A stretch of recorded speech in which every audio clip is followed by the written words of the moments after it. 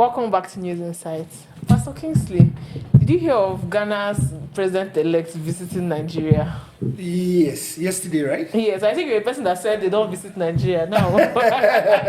Now we have visitors. Well, they are looking for a regional big brother, and I think he's the head of ECOWAS now. That's our President Bola Tinubu. So he came for regional talks.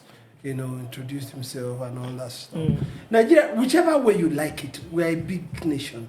It's just that we are the one that are. We're not living up to the. We are not living up to the expectation of that big guy that we are. Do you understand? If you look at every economy in this dispensation within Africa, we are supposed to be the far biggest, and all that. So. They're always supposed to always come around, see us, talk to us, and all that. Just only that we have not lived up to it. So him coming, he wants a synchronization, especially for the fact that three countries have left ECOWAS now. So they have to strategize and look at that. So that's one of the reasons. Pastor Philip, did you hear about everything behind his recent? That's the President-elect of Ghana, his recent victory. Because he just unsat the former ruling party that has ruled for 8 years. That is NMP or MPP, something I can't really remember the. Yeah. The president-elect came to Aso Rock to see our president. My hope and my fears are that the man has not come to learn the evils in Aso Rock. My hope is that the man has come to say, look, we did it right in Ghana. You, our big brother, should do it right in Nigeria. You see, the man has said it in one forum that is maternally Nigerian. So his visit is not a surprise to some of us. So the thing is, the president-elect has not been sworn in yet, coming to visit Nigeria. For me, it doesn't go that way with me. I don't know why the haste. It should have been waited to be inaugurated first. That's true. Before coming to Nigeria. So what plan did he come to Nigeria? President-elect. He had no official power to come and visit our city president to discuss. So he has not been inaugurated. So it's hazy. I can't really speak on it because I don't have the details. You understand? But I have my fears. Because our government as it is today, it shouldn't be a role model for any government in West Africa. Because the way and manner they came into office, it doesn't leave a good sour in the mouth. So we shouldn't, see, why am I saying this? This man's election was acclaimed to be free and fair. Even while the election process is still ongoing, the sitting party, the vice president of the country who contested against him, congratulated him because the process was transparent, like he said in one forum. It was open, it was straightforward. There was no way that things would go wrong. So he's coming to meet somebody who will say, the umpire say go to court, and the court finally eventually say, even this FCT that we know, even though today they are not saying that FCT has a toga of a state, but we know by the letter and spirit of the Constitution, FCT is never a state. Is that person you are coming to view? What are you coming to learn? Me, I'm not comfortable with it. Well, I think it's a normal practice from world president. For example, Trump right now has gone to France, he has gone to some countries trying to start work before the real work starts, before their inauguration in February. So if all things were equal, I understand where it's coming from. Okay. Yeah, all things were okay, all things were normal. There's nothing wrong. Coming to a country, the first country you visit is Nigeria, that we know that the election didn't go well, and all that. And it has also not gone well with everybody, and it's also not going well economically and otherwise. We've seen the APC. And the same INEC that pronounced this Nigeria said they have learned very well from us. From Nigeria. Is it true? No, I think that was a joke. I think that was a joke. I don't think. Who made the joke? No, I think it was a prank that they were pulling because it was a caption that Mahmoud said, yes, you have learned very well from us. I don't think Mahmoud will have the confidence to tell the Ghana electoral body that they've learned well from us. What have they learned from us? To go to court. What have they learned from us to say the beavers did not work? Well, as we speak right now, you and I don't even know the chairman of the electoral body in Ghana. Because we are not supposed to know him. He's supposed to be a system. Who's the chairman? Who's the president of the electoral body in the United States of America? We don't know. You see, it's a system that works. The shot is not being called by a particular person. Do you understand? Yes. The vote comes in the account and they are transmitted.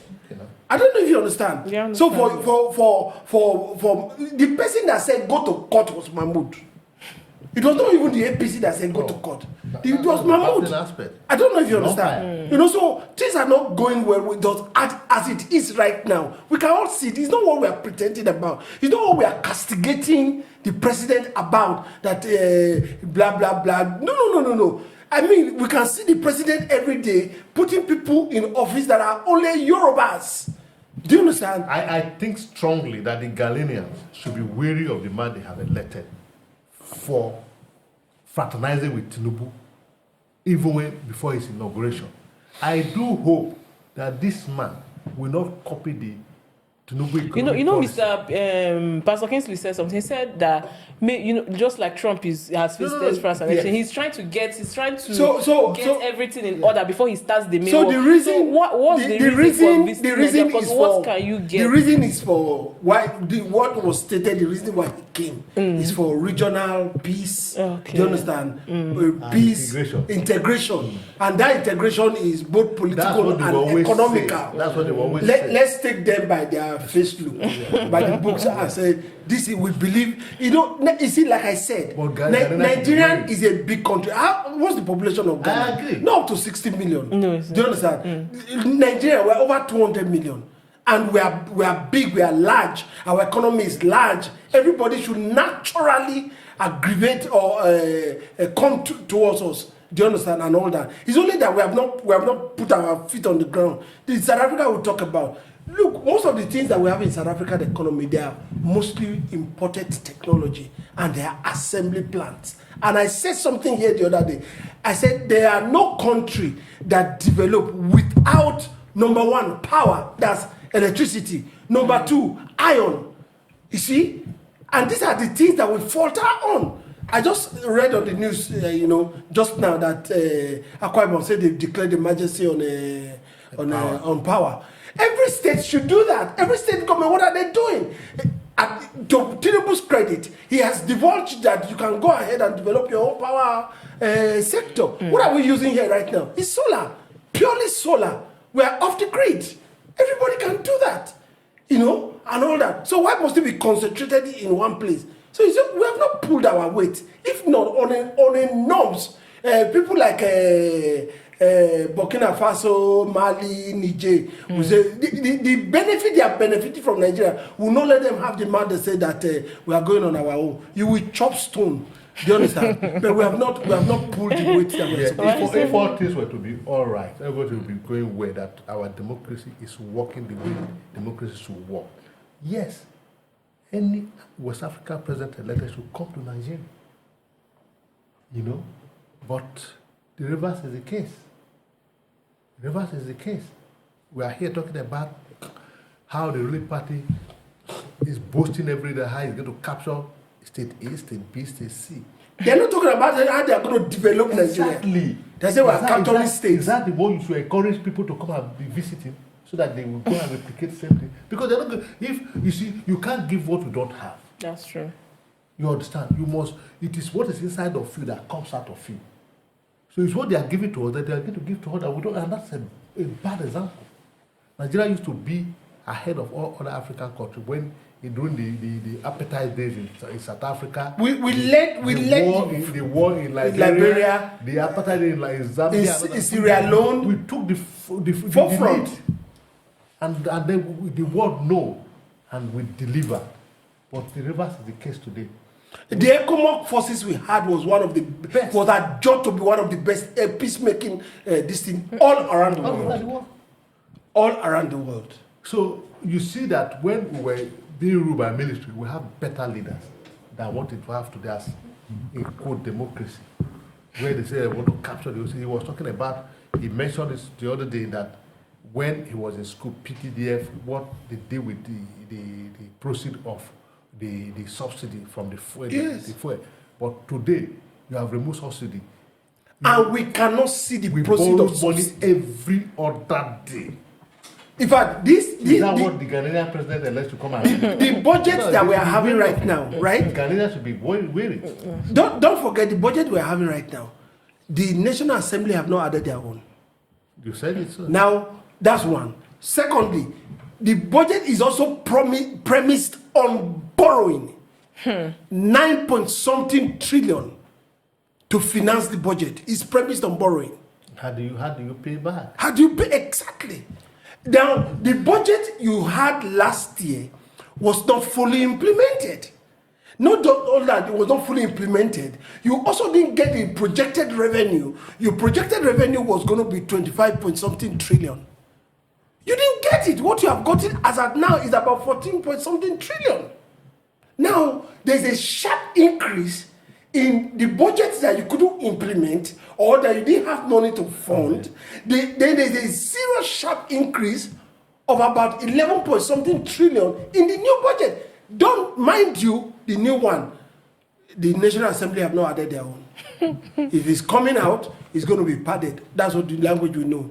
It's going to be padded. So we need to pull our weight. And these smaller countries around us all need to learn from us. For example, Dangote, what is it doing now? Is shipping oil to even as far as South Africa. We used to import oil from South Africa. That's refined oil from South Africa. But now, it's shipping to South Africa, shipping to... Economically, they are supposed to be dependent on us. Nigeria is supposed to be a hub to which... That's why it's giant of Africa. Yes! Look, let me tell you something. If you get to Frankfurt, right? Frankfurt Airport. Go back there. If you get to Frankfurt Airport, you will see planes flying to all around the world from Frankfurt Airport. If you get to Charles de Gaulle in France, you see planes flying. Nigeria is supposed to be a hub that all these big airlines, right? They come into only Nigeria. They regionally, we will have airlines that fly regionally to most of these countries. But because we have not pulled our weight, so they need to learn all those things from us. So if the Ghanaian president-elect has come to Nigeria to pay homage to the chair of the ECOWAS and how we see regional peace integration, both economically and politically, is fine. But we also need to stand up and become the big brother that we are. Thank you very much. Thank you very much for viewing. We'll be right back.